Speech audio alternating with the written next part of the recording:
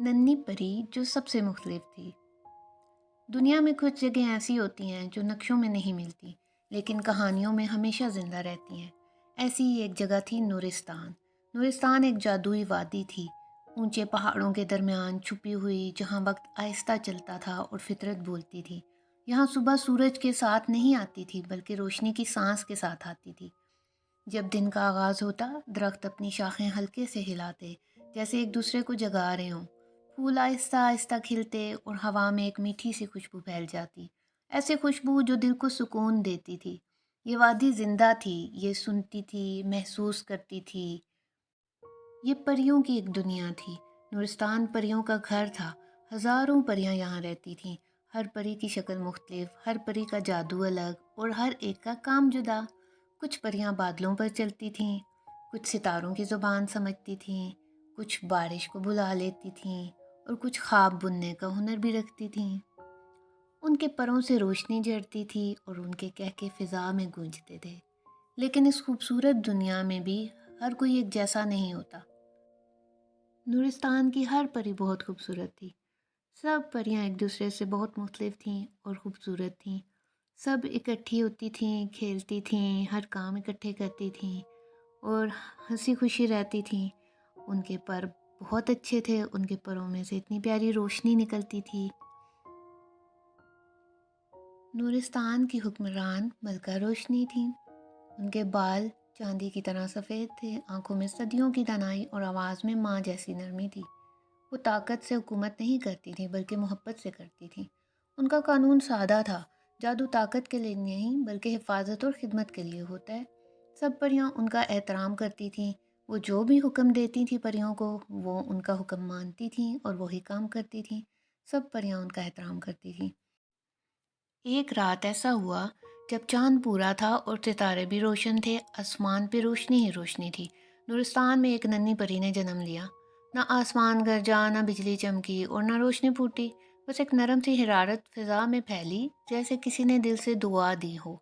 मलका रोशनी खुद आगे बढ़ी और नन्ही परी को गोद में ले लिया। उन्होंने आहिस्ता से कहा, ये बच्ची शोर के लिए नहीं आई, ये सुकून के लिए आई है। उन्होंने उसका नाम रखा माहरू। मलका रोशनी माहरू को बहुत प्यार करती थी। माहरू आहिस्ता आहिस्ता बड़ी होने लगी। वो कम बोलती थी, ज़्यादा देखती थी और बहुत गौर से सुनती थी। जब दूसरी परियां उड़ान भरती थीं, माहरू ज़मीन के करीब रहती। जब सब जादू की मशक करती, वो दरख्तों, जानवरों और फूलों के पास रहती। उसके पर छोटे थे क्योंकि वो छोटी थी।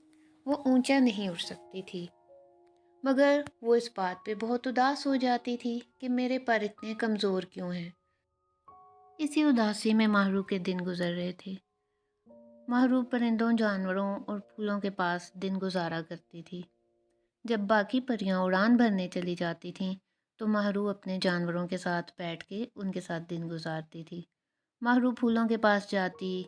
जब मुरझाए हुए फूलों को हाथ लगाती तो वो खिल उठते। ये मारू का जादू था जिसके बारे में माहरू नहीं जानती थी। फिर मारू उदासी में इसी तरह बाग में घूमती रहती थी।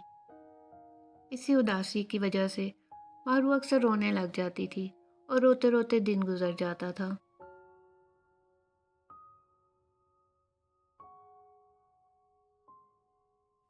दूसरी परियां कभी कभी हंस देती।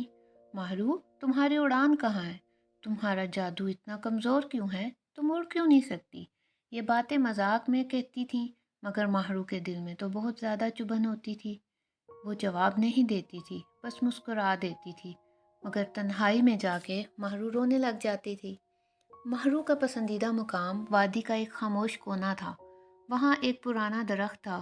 वो बोल नहीं सकता था, मगर सुन सकता था। माहरू उसके पास बैठकर अपने दिल की बातें कहती। मैं मुख्तलिफ क्यों हूँ? क्या मेरा होना ज़रूरी है? दरख्त खामोश रहता, मगर उसकी शाखें हिलती थीं, जैसे तसल्ली दे रहा हो।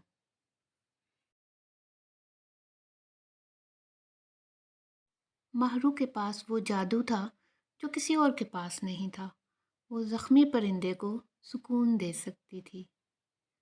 वो मुरझाए हुए फूल को उम्मीद दे सकती थी। وہ دوبارہ سے زندہ ہو جاتا تھا، ڈرے ہوئے جانور کو خاموش کر سکتی تھی۔ لیکن ماہرو کو لگتا تھا یہ سب معمولی باتیں ہیں۔ ایک دن پریوں کی اڑان کا مقابلہ ہوا۔ سب پریاں آسمان کی طرف اڑیں، کہکے، روشنی اور تیز رفتاری سے اڑ رہی تھیں۔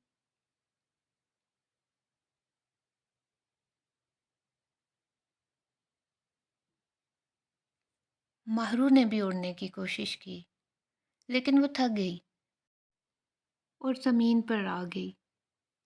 ماہرو بہت اداس تھی، وہ بہت پریشان تھی کہ میرے پر اتنے کمزور کیوں ہیں کہ میں اڑ نہیں سکتی۔ وہ زمین پر آنے کے بعد سب پریوں کو فضا میں اڑتا ہوا دیکھ رہی تھی۔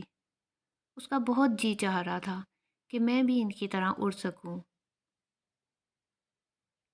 اسی اداسی میں شام ہو گئی۔ رات کا وقت تھا، ماہرو سو رہی تھی۔ نورستان کی فضا بدلنے لگی، درختوں کی روشنی مدھم ہو گئی، ہوا ٹھنڈی پڑ گئی۔ اچانک ماہرو کی آنکھ کھلی، ماہرو جاگ گئی۔ اسے ایسے محسوس ہوا جیسے کوئی دور سے دیکھ رہا ہو۔ پہلے وہ بہت خوف زدہ ہوئی، اسے لگا جیسے کوئی سایہ ہے جو ابھی واضح نہیں تھا۔